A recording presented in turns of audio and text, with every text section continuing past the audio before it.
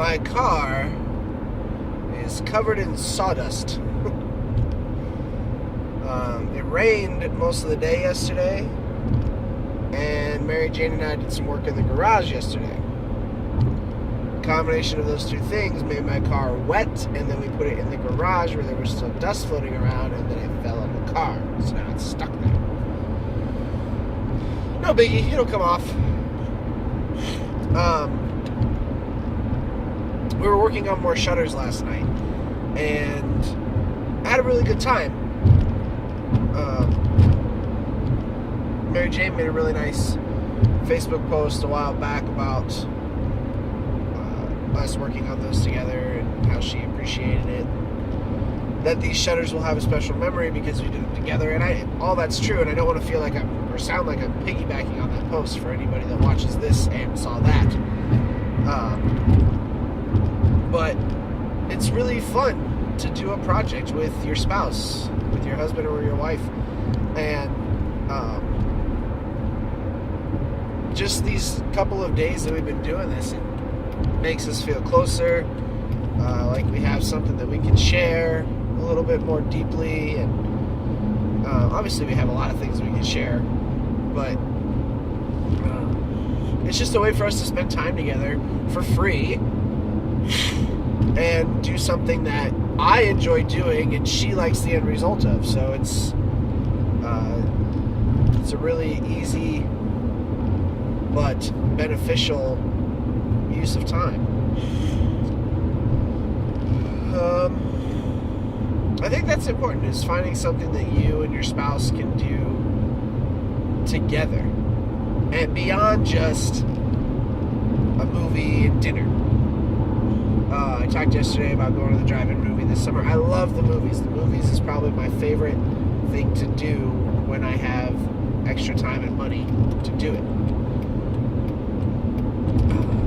But it's not always the most enriching.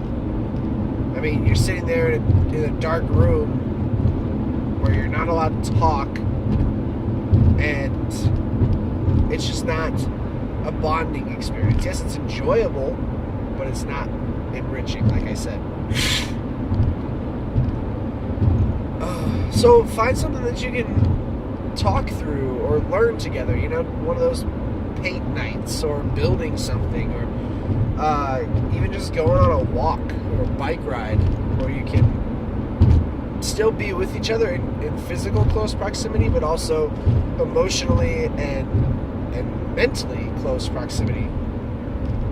When you're doing something that neither of you has done before, or that one of you knows how to do better than the other, it gives you the opportunity to talk with each other and explain and learn and teach, and it builds more layers to a relationship. We've been married for 2.5 years. We've been a couple for 6.5. And I mean, we're still learning about each other. That's the simple fact of the matter. And I don't think you ever stop learning about each other, no matter how old or how long you've been together. I've seen an array of couples that have been together for longer than I've been alive, like my parents, obviously, but even beyond that, like couples that have been married for 50, 60 years, that they come in two forms. They can be old and crotchety and just be like, oh, I wish I'd never done it, but they don't separate. I think that's a difference in the generation, is they know how to persevere. Like, maybe they don't enjoy being around each other anymore. I liken it to the parents from Everybody Loves Raymond, if you ever saw that show, with Frank and Marie, Ray's parents. They were constantly getting at each other. Frank was always telling Marie that he didn't want her around and he wanted to be left alone. All he wanted her to do was cook for him, and that was it. And Marie was always talking about how Frank was such a slob, and that if he wasn't there, she wouldn't have to clean up. But they never left each other. And yes, it's a TV show, but I think it speaks true to a lot of older couples in that same situation, is they grew up in a time when you didn't just give up on something just because you didn't like it. And so, yes, maybe it's not the most healthy relationship, but it still has a stronger base than some of the relationships that are formed today. And then you have the other older couples that are like, I don't want to spend a moment away from you. I treasure every moment that we're together, and we can go sit on the porch swing and just watch traffic go by.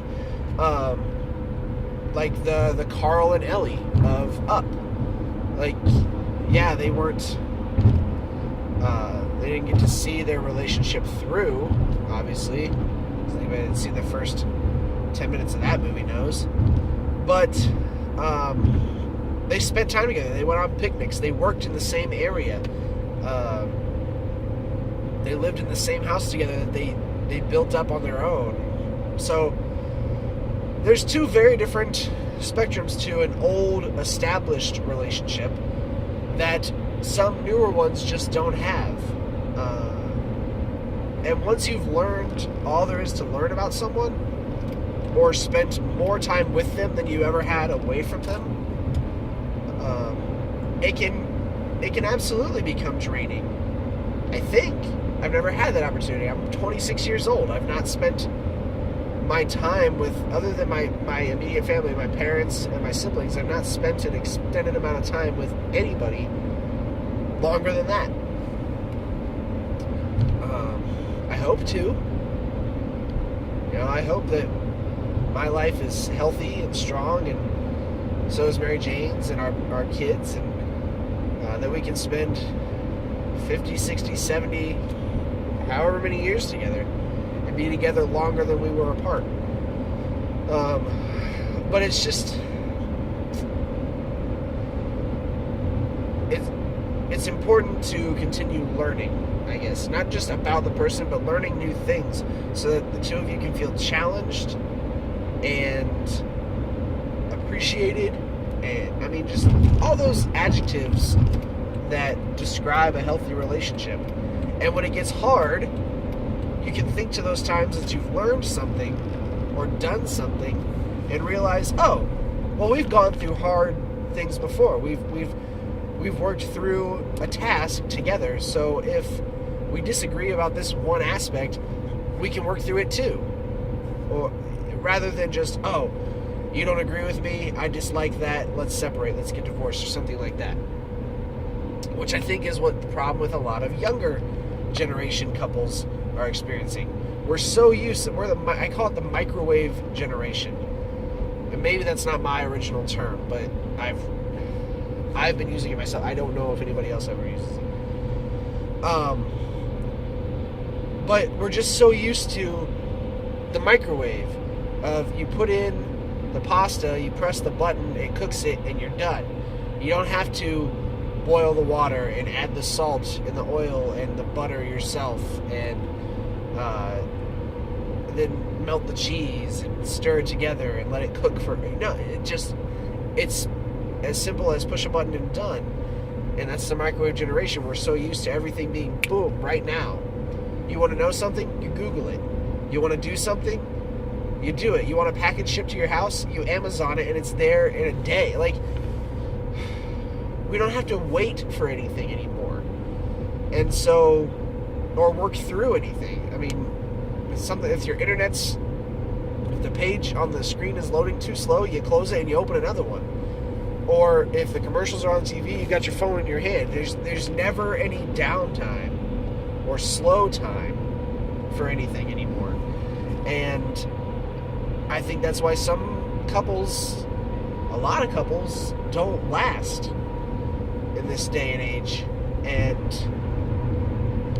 because they're so used to just everything working out. There's no, oh, I had to power through that, I had to persevere, I had to work, I had to try. No, it's not working, you give up on it. And that's not healthy for a relationship, and it's not healthy for an individual.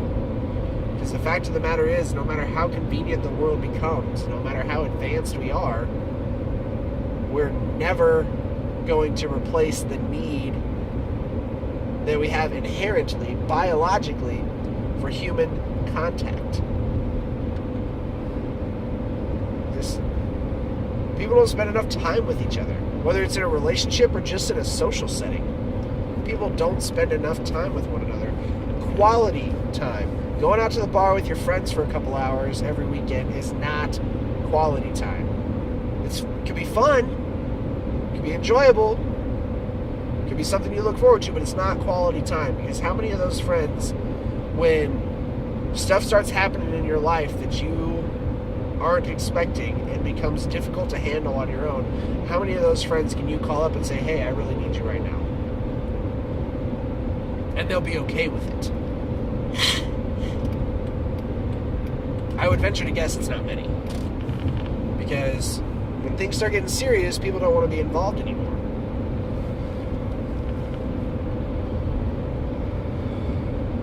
I don't know. Relationships are confusing. They're hard. They're just difficult, challenging. But they're also extremely rewarding. And you only get rewarded when you do the work. You only feel valued, you only feel complete, you only feel accomplished when you've actually done something to deserve that. So work on your relationships. Try your best to communicate, to learn something new, to work through something small together so that when the big things come, it's that much easier. I'll see you this afternoon.